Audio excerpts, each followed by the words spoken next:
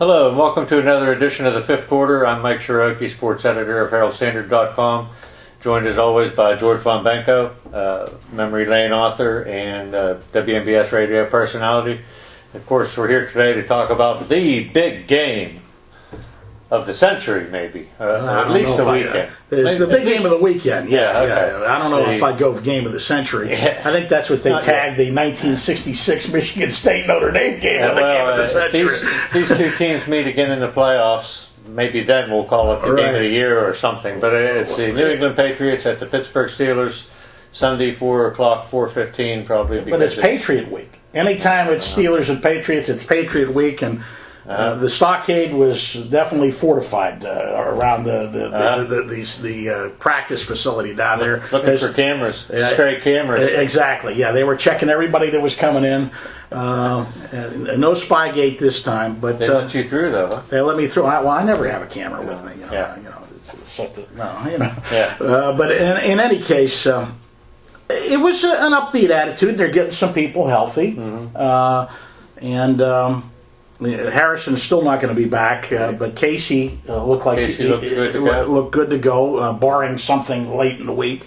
The conversation, I thought one of the more interesting comments was Ryan Clark when I asked him about facing New England and the fact that it's been such a great series and rivalry, and he said it's not a rivalry. Until we start beating them more often, it's not a rivalry. Yeah. And he was quite honest about it. The same things have been said about the Baltimore Steelers rivalry, and even further back, the Cleveland Steelers rivalry. It has to be a little more even for it to be a rivalry. 6-1, 7-1. Well, Brady is 6-1 against the Steelers. He's 4-1 against LeBeau. Okay. New England comes into this game with one loss. I believe 5-1. The Steelers are 5-2. Pretty good indicator mid-season of the pecking order in the AFC. New England may be number one right now. The Steelers aren't very far back. They're certainly top 5, I would think, in the AFC pecking order. Well, it's interesting you should mention that because just in bouncing around the locker room talking to several of the players, I didn't get the impression that the Steelers feel that they are in that pecking order at this particular point. And there's a reason for that. He says, we haven't fared real well on the road. We won that game at Arizona. And he says, we lost to 2 fairly good teams, and look at who we beat. Yeah, right. Yeah. Several guys said that. They haven't had a good quality win over a good quality opponent yet. This would be a signature win. Yeah, it would be. In that sense, I tend to agree, although I still think, well, you have to play who you play. Right. No one has you can't pick who you want to play every week. Of course, if they had a choice, they probably would have maybe picked the same teams to get themselves to 5-2. But they're making it through a stretch without a couple of their superstars. They've won the last 3 games without James Harrison, without Casey Hampton. I believe he's missed 3. Is that what? That's right. Yeah, and Chris Hope was out the last game, so they were down to their 3rd string nose tackle. That being said, New England presents some serious problems for the Steelers, and they have over the past 8-9 years presented serious problems for the Steelers. It's funny. I was talking with Dick LeBeau, and I asked him something about New England. I said, we hear so much about schemes, and they do this and they do that. And he just looked at me and said, they run the same plays as everybody else. The difference is Tom Brady. Yeah. Make no mistake about it. Oh, yeah. Well, he is. You don't get to be league MVP and win 3 Super Bowls on your good looks, which apparently he has. Looking at the... But he said he does so many things so well. He recognizes things. He gets rid of the football. He said that's what makes their... He says, look what... and he pointed out, a few years back, they lost all their wide receivers, and they still didn't miss a beat. Right. I agree with Coach LeBeau on that. Certainly wouldn't want to go against his thoughts. But I will say this. For all that Brady does, he's still working within the framework of the offense. And he just happens to work that particular offense better than most quarterbacks can run. Well, that's what he said. He said, it's not something we haven't seen. Right. We've seen these type of things. It's just that he does things that other quarterbacks don't do. The one drive that comes to mind is the Mammoth drive. I can't remember how many plays it was. A few years back when they just passed the ball to Wes Welker seemingly on every down and went 12, 14 plays and put the ball in the end zone. And I'm guessing they may not have had one running play in the whole possession. It was more than a 90-yard drive, I remember. Mm-hmm. And Brady kept dropping back and hitting Welker every time down the field. And a lot has been made this week, I think, about the tight ends. Yes. Gronkowski and Hernandez. They're talking about the running game a little bit.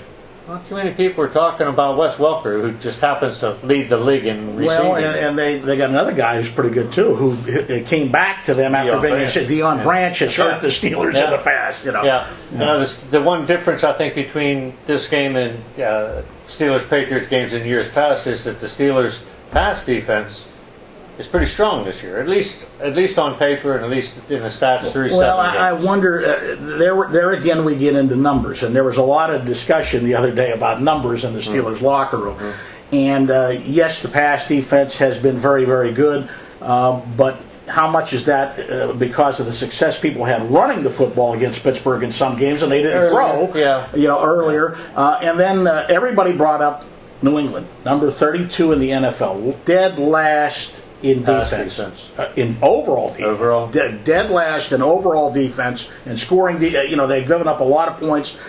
And Ryan Clark, 5-1. But they're 5-1. And Ryan Clark looked at me. He says, you can't read a lot into that. And I said, what do you mean? He says, they've been out in front of people, and people have had to play catch up against them, and that skews the numbers. Right. It's you could make that argument very easily. But conversely, I think just because the Patriots are dead last in defense doesn't mean the Steelers are going to be able to run the ball up and down the field or pass the ball up and down. No, it depends on which offense shows up. Sometimes they're like the little girl with the curl in the middle over her forehead. When they're good, they're very, very good. And when they're bad, they're horrid. But it should be a very good matchup to watch, I believe. It's a lot of people are looking for a high-scoring game, given the pedigree of these two offenses and what they've done in the recent past, the last couple or 3 weeks. Of course, New England coming off a bye, they've had an extra week to prepare. Which is that bodes well for them, because you give Belichick that much time. Right. He's going to figure out he's going to figure out some things, and maybe some new wrinkles will be in there this week. But it's still going to come down to blocking and tackling, and you have to like the Steelers' chances. I'm not quite. I looked at the latest line in today's Herald-Standard.com. I was a little surprised to see that New England was a 3-point favorite. 3-point favorite coming in. I wasn't surprised. I think in a lot of people's mind, what I said earlier is true. The jury's still out on Pittsburgh. They don't know how good the Steelers are. That's true. And this is why this game is sort of a barometer, a litmus test, so to speak. Yeah. The other thing you mentioned, tackling, and this is something that they have to do, because there have been some games in the past when they have not tackled well against New England. And it's yards after the catch with Welker and Branch and those guys. Well, and you got to figure Wes Welker's going to catch a fair number of passes. Unless Ryan Clark knocks him out of the game. As he alluded to in Herald-Standard.com this week. But he's going to get his share of catches, as are the running backs and the other wide receivers and the tight ends. The key is going to be limiting 3 yards after the catch. They have to, once the initial catch is made, those crossing patterns that they run, they've got to be able to tackle. Yeah. And they can't let those guys just run free. And everybody says you still need some pressure on Brady. I agree. Mm-hmm. It's not the easiest thing in the world to do. No. Because he gets rid of the ball so quick. Big game for Lamar Woodley to prove once and for all that he is out of his slump. Well, it's a big game for the Steeler linebackers, Mike, because you look at they have problems with tight ends earlier this year. Mm-hmm. Well, these two guys are two of the best tight ends in the league, so they're going to have to cover those guys, and then you got the secondary. There's a lot of ways they can go to hurt you. Now, conversely, on the other side, I want to see what if Pittsburgh is able to control the clock against that New England defense, it would help if they could run the football. Yeah. It would really help if they could chew up some time and run the football. And you're going to think, well, maybe you won't think I'm crazy. I think it would be nice to get out on top and play from a lead for a time. We always play. That's what hurts for playing against New England, is trying to play catch up with them. Yes, yeah. Oh, that's a key, probably in every game. But I do agree with you. It's paramount in this game. If you get behind them by 10 or 14 points, it takes out everything that you want to do. Right. And the Steelers managed to possess the ball late in the game last week against Arizona by mixing in the run and the pass a little bit. They notably struggled with the running game in the first half. Second half they did a little bit better, but a couple or three times on the last couple of possessions, Steelers found themselves in third and medium to third and long and ended up passing for first downs to maintain possession more so than try to put more points on the board. Another factor is, there are three facets of the game: defense, offense, and special teams. And boy, this would be the week. He said he's coming close to breaking one. This would be the week for Antonio Brown to break something. Yes, it would be a perfect storm, I would think. For him to take one to the house. Field position would play such a key factor. I mean, the special teams are going to be very important. The other thing is, Sweezum has been so-so. You worry about him in a game like this. He might need to make a long field goal once or twice in this game. Sure. I mean, you want your kicker to be able to knock through field goals when you need them. I tend to disagree with you, at least slightly. I think he's been solid, if not spectacular. I mean, I don't think you could call him spectacular. He hasn't made a game-winning kick probably this year. He's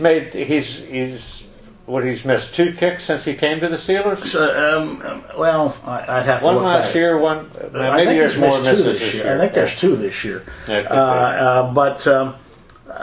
It's just that maybe it's just because he got off to such a spectacular start. Maybe he's come down to earth a little bit, and he's just a normal kicker right now. But I really believe when you look at the defense and you look at the offense and the things that'll factor in, if the Steelers have a real legitimate chance to win this ball game against New England, they need something good to happen in special teams. I would agree with that. And, it could come down to a Sweezum field goal. It could. Win it. I guess we're kind of winding down here. Let's get to the predicting part. Well, I've picked Pittsburgh all year long, and I've got 2 blemishes on my record, but I like to think that they're going to help Dick LeBeau back up his words, because you remember what he said after the loss last year. No, they're not going to do this to my defense again. And that has been printed in the papers in Pittsburgh. People have gone back and found that quote. That's paraphrasing what he said, but that's not going to happen to our defense again. His guy's got to step up and back that up now. I tend to agree with you, and I also tend to agree with you that the Steelers will pull out a win somehow, some way. I think the key factor this time is going to be a couple of key factors. One, they're playing at home, which is always a plus, and you're basically playing for the right to host a potential playoff game if these 2 teams would happen to end up tied. I'm hoping it's going to be maybe by a field goal. We talked about by a field goal. I'll go with the Steelers by a field goal. Okay, and another factor I think is going to be the Steelers' defense. More so, I think, in terms of creating turnovers. They've been getting close with turnovers this year, but haven't quite gotten all the way there. It would be nice. A couple of turnovers will really turn the tide of the game, and I believe the Steelers will prevail. I don't know. I'll say by a touchdown, since you said by a field goal. Okay. Just to make it different. All right. That'll do it for this edition of the 5th Quarter. Thanks for tuning in, and we'll see you next time.